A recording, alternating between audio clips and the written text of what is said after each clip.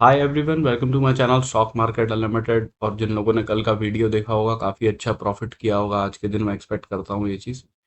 तो अभी हम देख लेते हैं कि किस तरीके का डेटा आया हुआ है मंडे के लिए, प्लस क्या लेवल्स निकल के आ रहे हैं निफ्टी और बैंक निफ्टी के। तो सबसे पहले देखिए, अगर हम रिटेलर्स का डेटा देखते हैं तो हमें यहाँ पे क्या दिख रहा है कि इन लोगों ने मार्केट के अंदर अपनी कॉल राइटिंग पिछले दिन से बढ़ाई है, प्लस अपनी पुट राइटिंग भी बढ़ाई है। ठीक है।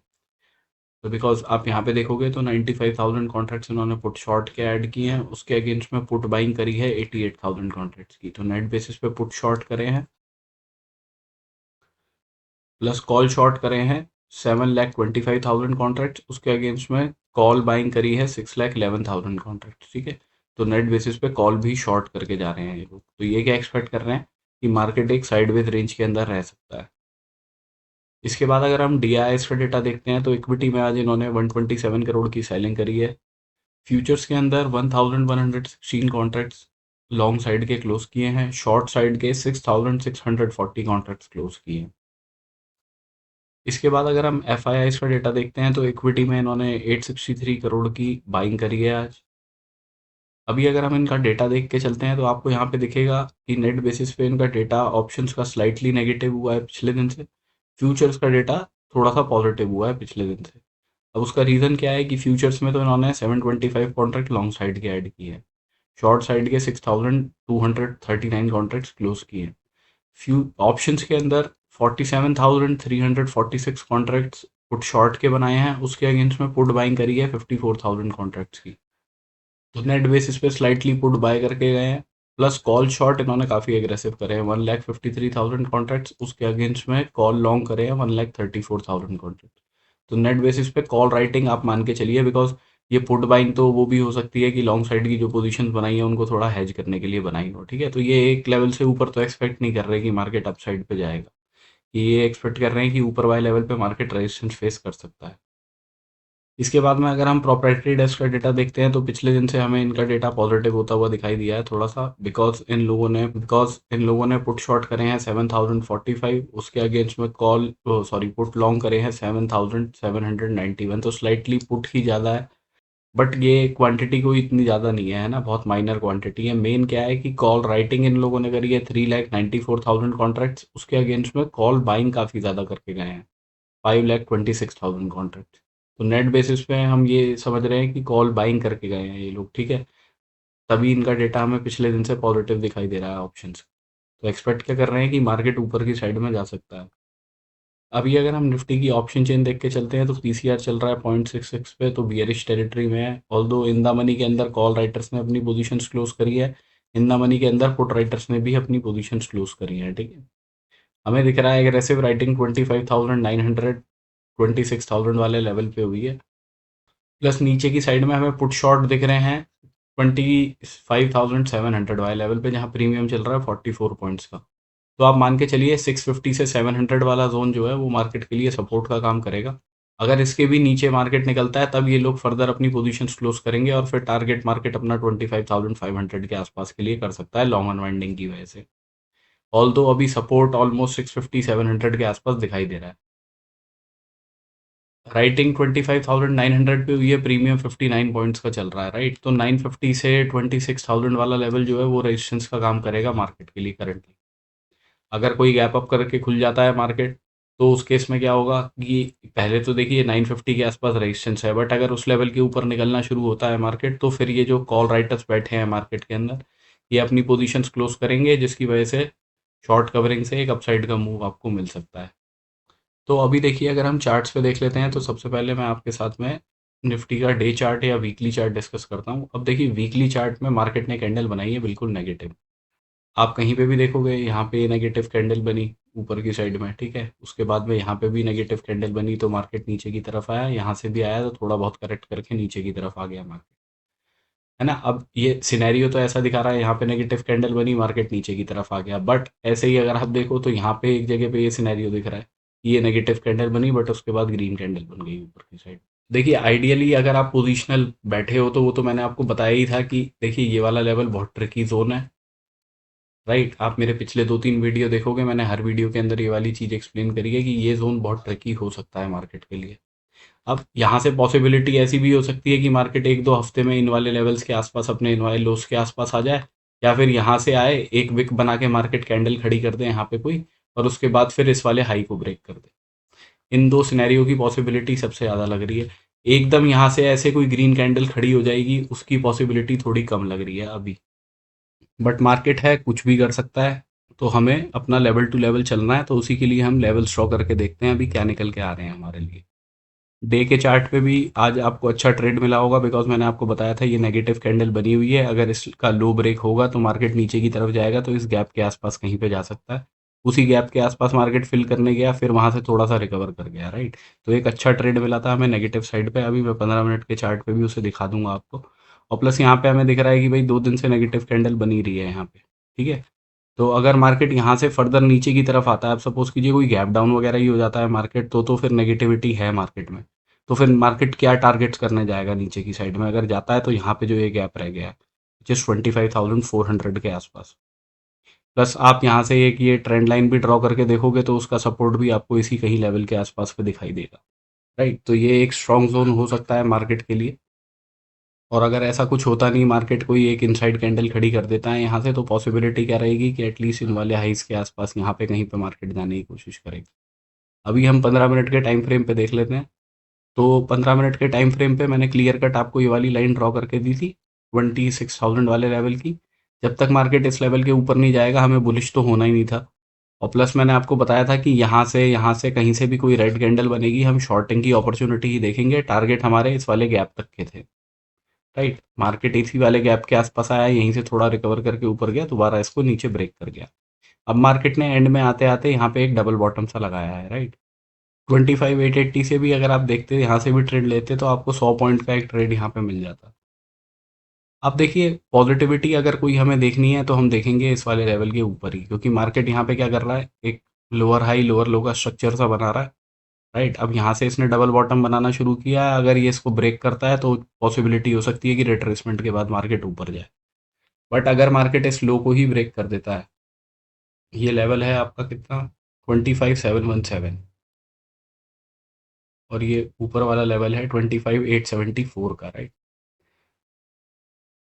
अगर मार्केट इस लो को ही ब्रेक कर देता है और 15 मिनट की क्लोजिंग इस लेवल के नीचे ही दे देता है, तो हम यहाँ से शॉर्टिंग की अपॉर्चुनिटी देखेंगे, और उसके टारगेट्स फिर अपने कहाँ तक के रखेंगे, इन वाले लेवल्स तक के, जहाँ से मार्केट ने कंसोलिडेशन करके मोमेंटम ऊपर की साइड में दिखाया था।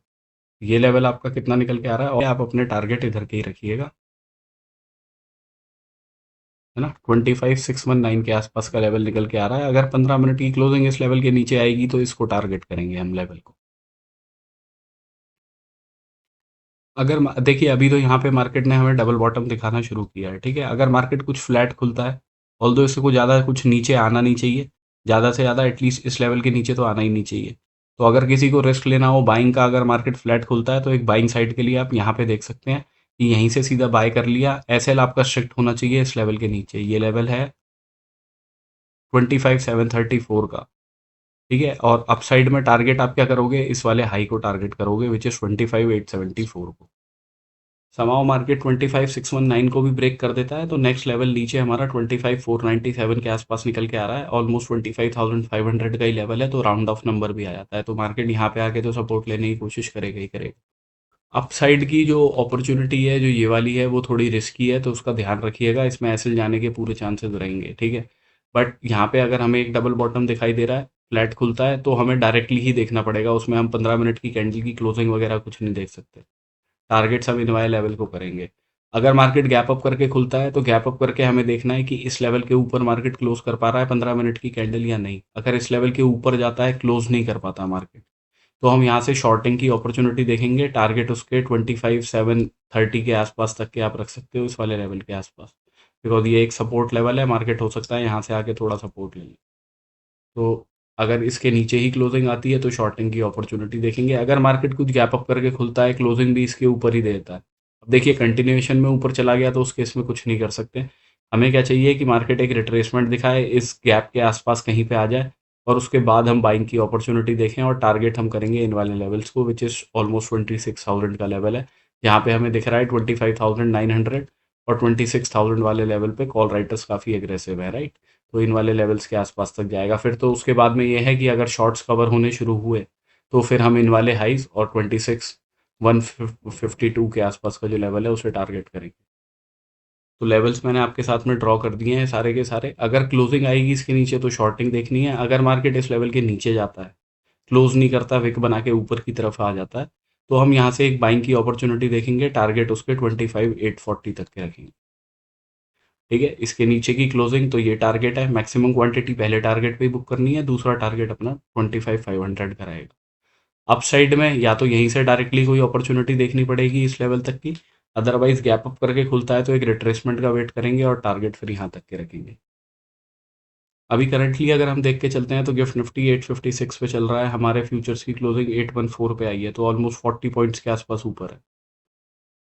तो ठीक है, 40 पॉइंट्स के आसपास ऊपर है तो इधर की साइड में कहीं पे खुलेगा और यही लेवल एक तरीके से मेक और ब्रेक लेवल रहेगा। ठीक है, कि 15 मिनट की क्लोजिंग इस लेवल के ऊपर आ रही है या इसके नीचे आ रही है, तो उसका ध्यान रखिएगा, वो मैंने आपके साथ में डिस्कस कर दी है। सिमिलरली बैंक निफ्टी डिस्कस कर लेते हैं। तो बैंक निफ्टी में भी हमें बड़े अच्छे ट्रेड मिला आज, बिकॉज मैंने आपको बताया था कोई भी बुलिश पोजीशन 58,300 के ऊपर ही देखेंगे। इस लेवल के नीचे कहीं पे भी कोई रेड कैंडल बनेगी या यहाँ से ऊपर जाके मार्केट रिजेक्शन लेके कोई रेड कैंडल बना देता है, हम शॉर्टिंग की अपॉर्चुनिटी देखेंगे। टारगेट अपने 57,877 के रखेंगे। ठीक है, तो यहाँ से भी अगर आप देखो तो आपको 200 पॉइंट के आसपास बहुत आराम से मिले हैं इस वाली जगह पे बैंक निफ्टी के अंदर भी।